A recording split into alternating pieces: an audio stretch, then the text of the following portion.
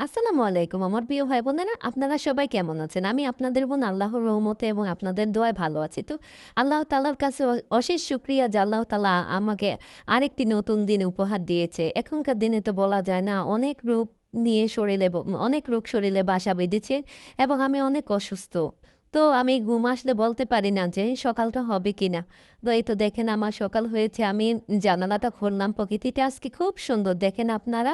আর প্রতিদিনের মতো আমার প্রতিদিনের কাজগুলো করা শুরু করে দিলাম আমি। এখানে আমি গেটে তালা খুললাম, তারপর জানলা-টান্না মেললাম, মেলে মুরগিটা আমার ২ টা মুরগি আছে, মুরগি ২ টা খোয়া থেকে তালা খুলে ছেড়ে দিয়ে আসলাম। আর এই তো আমার কবুতরের একটা বাচ্চা আছে। একটা না, আমার বাচ্চা ৩ টা। বাট এটা হচ্ছে সবার ছোট।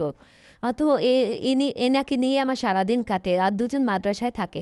থাকি আর দেখেন, ওরে আমি খুব ওরে প্রতিদিনের মতো আমি এই মুখ-মাখ ধোয়াইয়া তারপরে হচ্ছে ক্রিম-টিরিম দিয়ে ক্রিম-টিরিম দিয়ে রেডি করে এখানে আমি বিছানাটা গুছায় নিলাম। আর মেয়ের কতগুলো কাপড়-টাপড় ছিল ওগুলো ভাঁজ করে সুন্দর করে মেয়ের ড্রয়ারে রেখে দিলাম।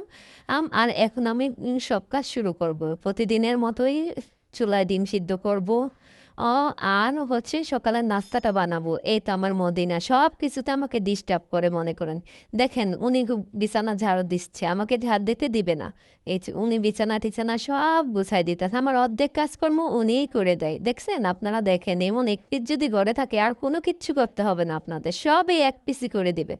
হ্যাঁ? এই তো আমার মেয়ে এখানে বিছানাটা আমি সুন্দরভাবে গুছিয়ে নিলাম। তারপরে ঘরটা পরে ঝাড়ু দেব। আগে মেয়ের জন্যে নাস্তা বানানো শেষ করে দিয়েছি। আমি এখানে গ্যাসের ঘরে গিয়ে প্রতিদিনের মতো ডিম সিদ্ধ বসালাম আর মেয়ের দুধটা চাল দিয়ে দিলাম। আমার জন্য একটা চাপটি বানিয়ে নিলাম। কারণ আজকে আর রুটি পরোটা বানাবো না। একটু আলসেমি লাগছে আর ঘুম থেকে উঠতেও দেরি হয়ে গেছে। তো নাস্তাটা বানায় নিলাম। আর নাস্তাটা খেয়ে নিলাম। তাও আবার ফিরে শুরু করলাম দুপুরে রান্নাবান্না।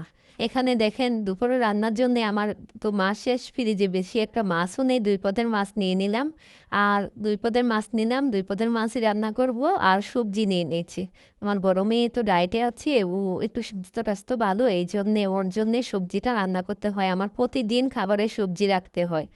প্রতিদিনের মতো। আর এদিকে চুলায় রান্না বসে আমি চলে আসলাম ঘরদুয়ার একটু ঝাড়ু দিতে, ঘরদুয়ার পরিষ্কার করতে। এখানে ঘরটাও ঝাড়ু দিয়ে নিলাম।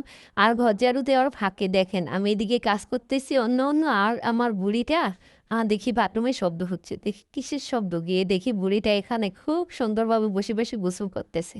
তো গোসল করাইছি, ওরে করাইতে ফ্রেশ করে কাপড়-টাপড় পরাই দিছি। আর এদিকে আমি আবার চুলায় চলে আসলাম।